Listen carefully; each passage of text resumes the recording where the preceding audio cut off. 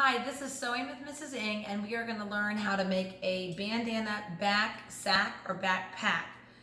All you need to get started are the two bandanas of your choice. Usually you want to have complementary colors, something that's matching.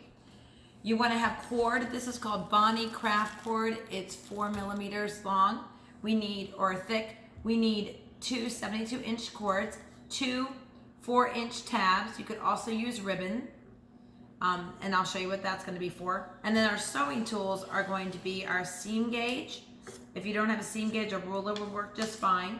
Shears, your pins, and then you need your sewing machine along with your item of your scrap of fabric to practice the machine. You might also want a tape measure just to measure the length of the cord. And so what we're going to do now is we already have our two bandanas and we have our two 4-inch tabs cut. You're going to receive those as my students with it already cut for you, just to save time. And then a yard. What we're going to do, I'm going to tape measure is 60 inches long. So we're going to go all the way to 60 just to check that we cut it right. And then this is a little bit more than we need. It goes to about 14. So I'm just going to cut off a little bit. And then we're going to do it again. You guys can stand up if you choose to.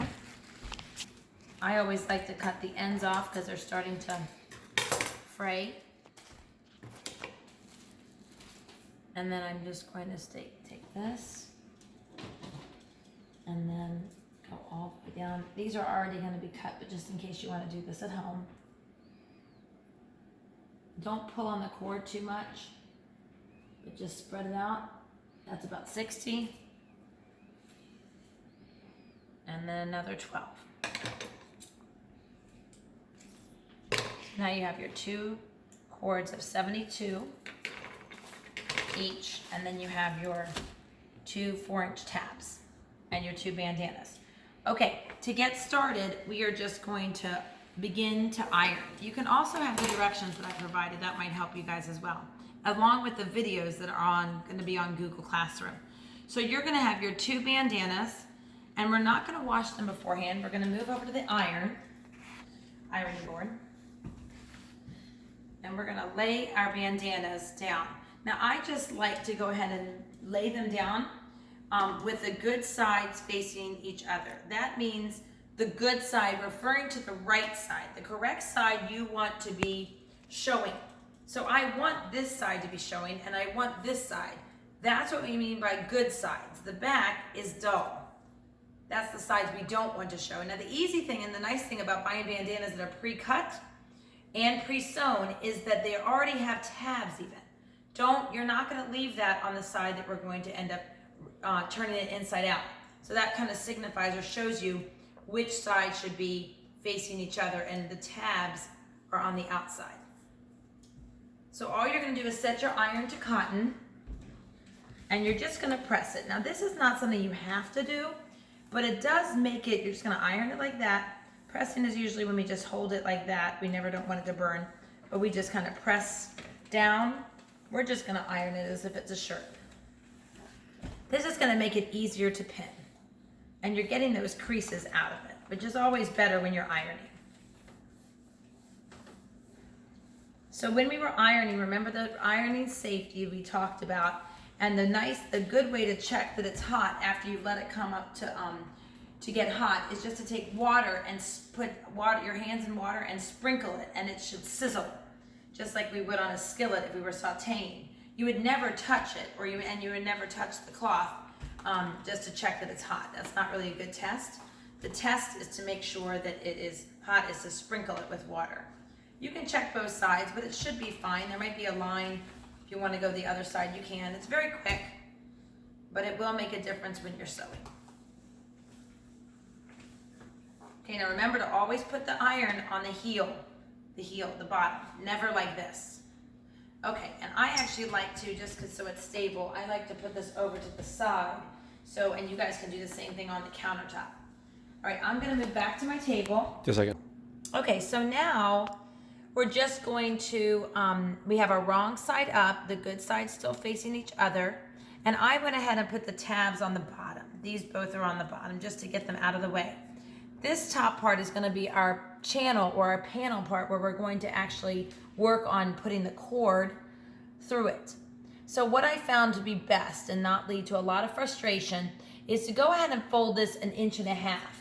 Since you guys are new sewers, you're new to sewing, you don't want to have frustration and then end up not liking sewing. So we're going to set it to 1.5. The nice thing about using the seam gauge or sewing gauge is that it actually has the markings on it. You can move the plastic guide and then it's very easy to make sure that it's correct. So I'm just going to pin it there. I'm going to keep going. There's another one. Now I'm pinning quickly because I know how to pin, and I know you guys learned how to pin when we did our seam sample. But to watch it slower, you're just poking it through the top bandana and then you're bringing it forward so you've caught some material. Okay, now before I say, okay, great, I did it right, I'm going to check it. Is it 1.5? Yeah, I'm going to check it about 4 different places or 5 just to make sure I did it correctly. Great, okay, and then I'm going to go ahead and flip it. We might as well do it both while we're here, and we're going to do the same thing on the other side. Now they're not connected right now, we're just keeping it so we know that that's how it's going to look when we're done. Same thing. See what I just did? I'm measuring 1.5, folding it up until then. Some people, if you have a lot of time, we're not going to do this in class. Some people like to iron it again just to make it easier when we stitch, but this is a very simple project. It's great for beginners. Hopefully you guys will like making it so much that you end up making it at home. If you have a sewing machine for gifts, maybe for Christmas for people or holiday time. Okay, so it's a little bit off, so I'm going to move it. So it's 1.5. 1.5, 1.5, 1.5. Okay, good. Go. Okay, so now you have your 2 items. They're already pinned. So now you're going to take, before you do that, you don't want to ever assume that your machine is ready. So you're going to come to your machine, and it's probable, it might be that somebody before you actually has your machine correctly done. You check your dials, 5, 1, 2, 5, 1, 2, and then you have your speed all the way to the left to ensure that it is slow. This is the thread take-up lever. If it was hidden, remember to always bring it up when you are trying to thread the machine. So when I'm just spot checking it, it looks like the machine's correct.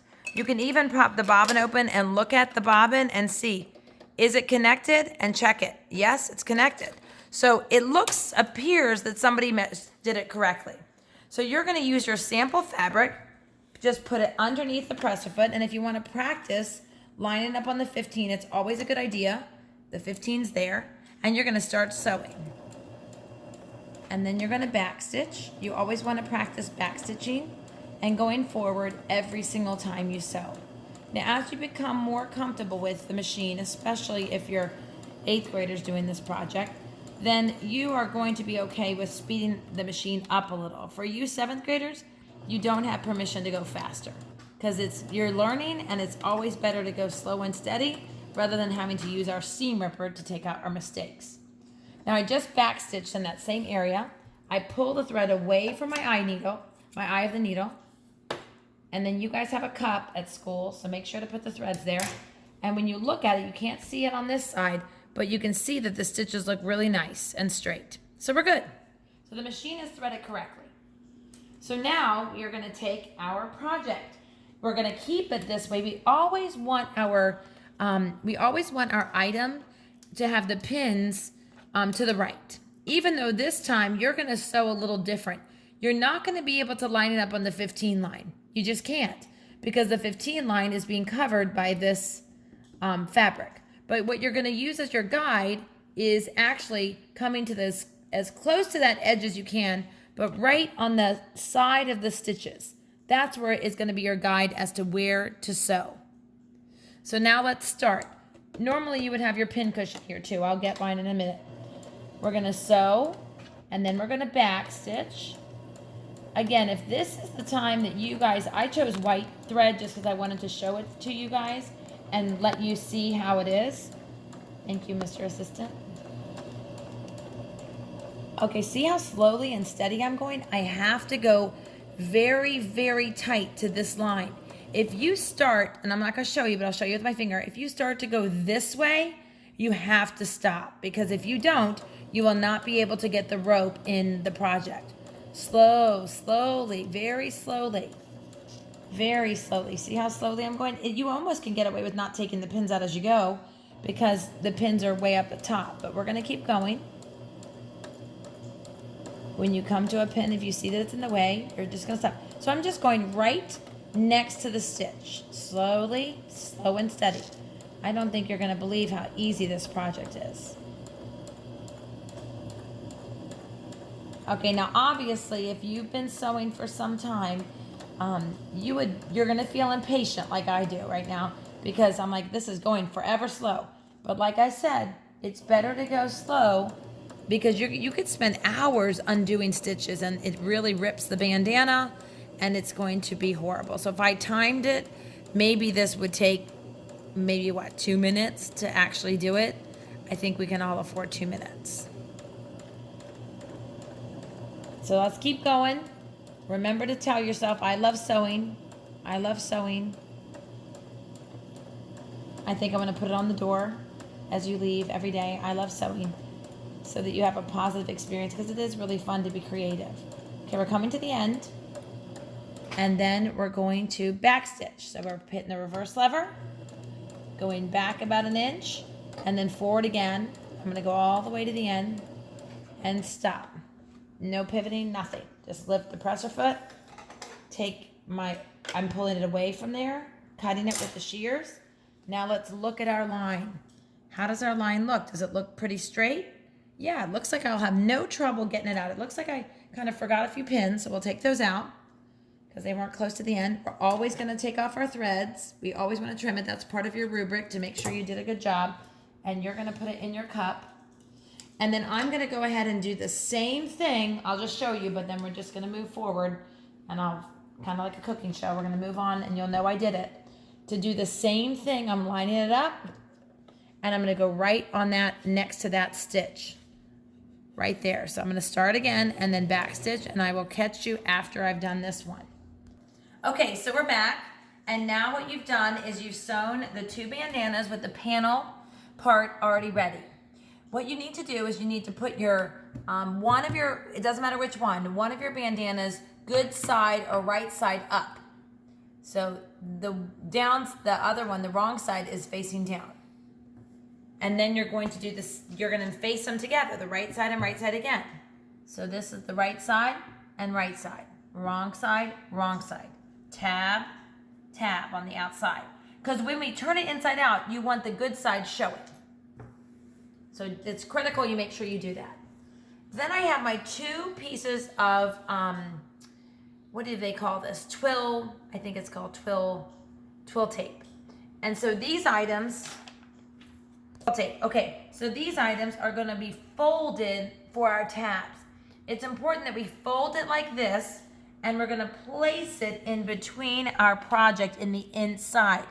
You cannot do it this way, because how would you, the inside is what's going to actually be the side that we're going to use. You're going to need to get your seam gauge, and this time we're going to measure it with 2 inches at the end. So I slid it down to 2. You're going to place it like that, and we're going to stick our bent tab there into 2 inches. So I'm going to take that. I'm going to get my pin to my sewing machine, and I'm going to pin it. That's kind of thick, but you're going to be able to do it. You're just going to pin it just like you did the other fabric. And then I'm going to measure it again. It's correct. And I'm going to do it over here. 2 inches. Keep it down. Take your one. Now what you can do is use a pen. I'll just grab my pen. I mean, chalk is even better, but I'm just going to make a little mark. That might be easier for you guys to use a pen or chalk so that you can mark it, and then you'll know exactly where it goes. So leave it folded down, fold it in, the tab's inside. You're gonna poke it into the fabric and bring it up. So that is exactly how you do it. You actually are not allowed to move forward on anything sewing until I've checked that you've done those tabs correctly. I am going to have a few people as helpers, but at this stage right now, it is really best for you to check with me, because the worst thing would be is if you made a mistake and then you had to start it all over. So I don't mind if you wait patiently to ask me if that's correct. Okay, so do you see what I just did on this side? You want the two pieces to match. So pull it up. If it's down like that, just pull it up a little. I don't have as many pins as you guys have at school, so that's it. Okay, now one more section is the bottom. So you're really gonna sew every single part of the project that is open. You're not gonna do the, I'll just use these silver ones. The silver pins are a little bit harder to see. They still work because pins are meant to hold fabric together, but I really like the ones with the little ball at the end better. Okay, so now I know I flipped it around, but now when we look at it, the opening is up here, and this part, as well as the bottom and the side, are all, I'll turn it your way, are all pinned. Pinned, pinned, pinned. Notice the ball of the pin is on the edges. It's on the edges because when we start to sew, we're going to take them out. And the opening is here. We're not going to sew this part. So now we're going to jump right back. My bobbin's getting a little, okay, so my bobbin is running a little bit low. I'm going to go ahead and use it. Okay, so now we're back, and I want to make sure you guys know that this part right here, this channel, I call it a panel or a channel, you are not going to sew that section. So it's better probably that we put our pin right under it, because we're going to actually start sewing right under this area. And the reason for that is because we want the string to go into this part. So now that we have that done, we are going to start, and it's also on your direction sheet to show you where to start. We're going to always sew on our 15 line. So we're going to go on the 15 line. I always like to make sure those two are together.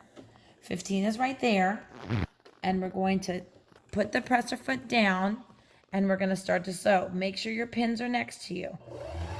Oh, okay, that's my fault, and that's okay. That's good I showed you that, because I had to wind a bobbin because my bobbin was low. So if for any reason it makes that weird noise, then stop. You just need to push that handle back in, because it was still winding the bobbin. Okay, so we're going to go forward about an inch, and then we're going to back stitch. Then we're going to sew again.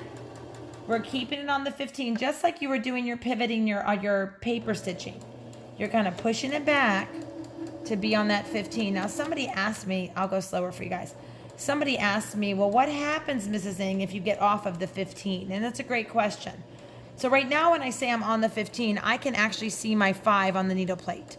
There's a 20 also, but it's just a great idea for you guys to make sure to get used to not only going slowly, but being kind of pushing the material back to where it should be.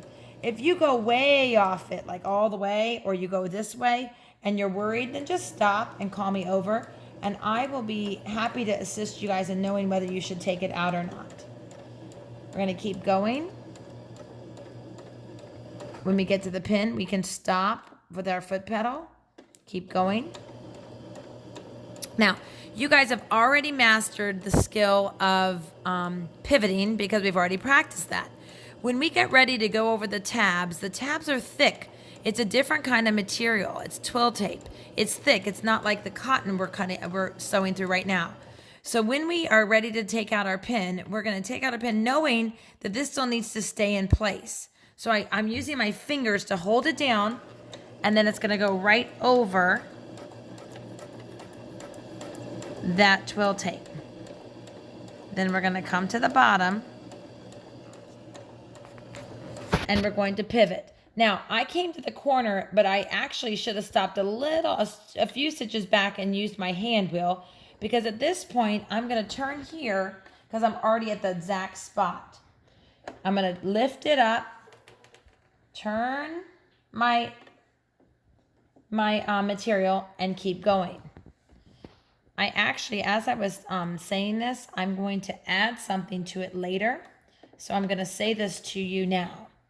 When you guys are sewing on this line before you pivot, it's a good idea to go ahead and just backstitch over that section. Because it's so thick, you really should reinforce it. And I'm going to do that on the next one and then come back. I'm actually glad I kind of did that. I forgot to do that, because this way you're going to see if you make the same mistake or you choose to later go back on it, you can fix it.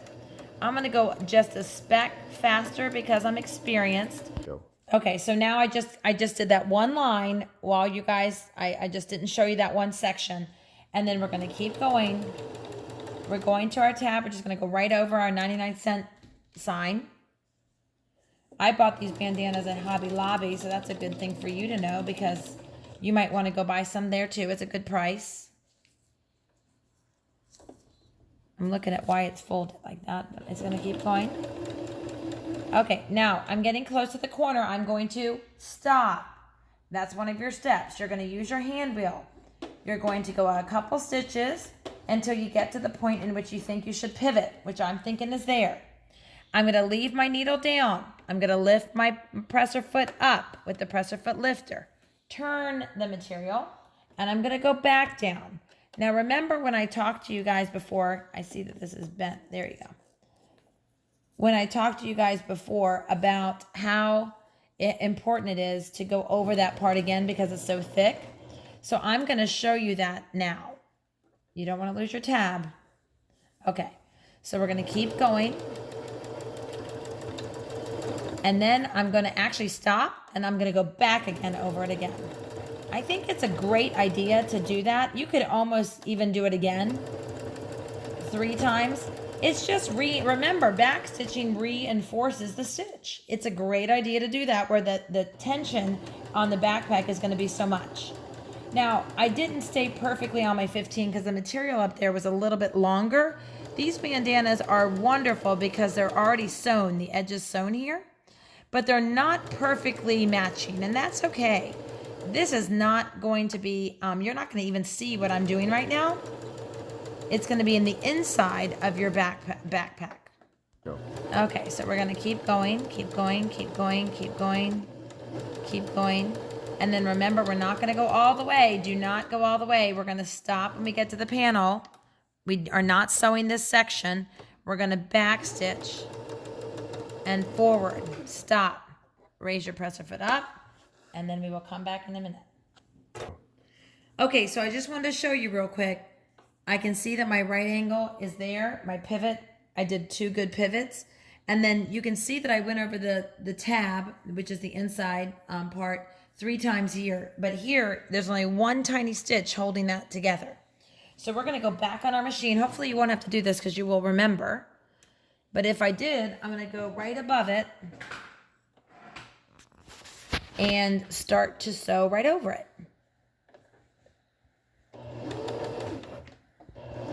Back stitch, forward. Okay, now I'm going to pass it. I'm going to go back over it, back stitching, forward again. I mean, I just did it like 4 times. I think it's secure. Okay, so now when you look at the stitches, don't you see how much stronger that is than 1 stitch that's holding it together? So for our back sack right now, we are just going to go ahead and just sew it the way we just did. If you're making them at home, all the trash goes in the cups. If you're making it at home, you could go over this another time if you really wanted to. The material is not going to last forever, but it is a decent material. Okay, so now what you're going to do, at this point, I actually want you to continue. You're going to actually turn it inside out, but right now we are going to turn it the correct side because we need to do the panel part. So because we pivoted, we're going to have nice right angles. Put your finger in the corner so it's a nice sharp right angle. And then you can see what we just made. Similar to how we could make a drawstring bag if we really wanted to. all the trash goes in there so that you clean up at the end of the block.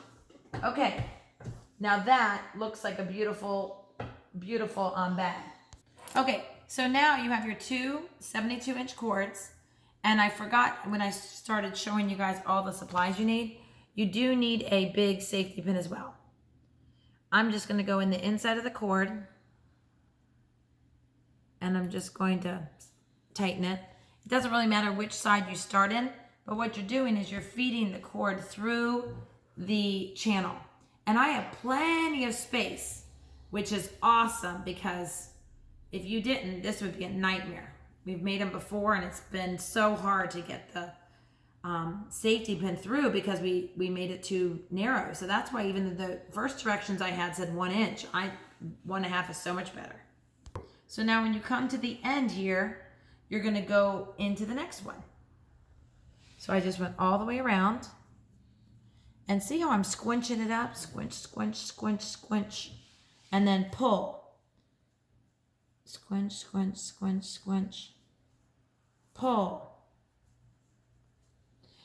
This is also a great way for you when you lose your sweatshirt strings. That's kind of the same idea of what you have to do.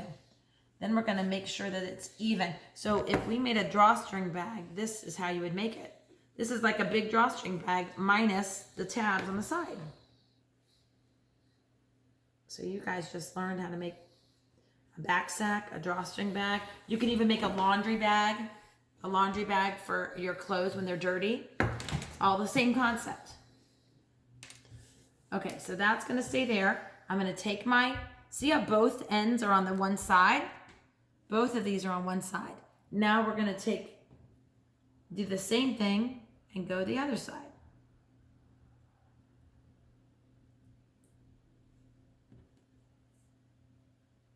So now we're gonna feed it this way. So the part that has the ends, we're gonna feed the cord in the other way. Wait a second, no. Okay, so I had to think about it for a second and I was wrong. So this is what it is. Since these ends are coming on this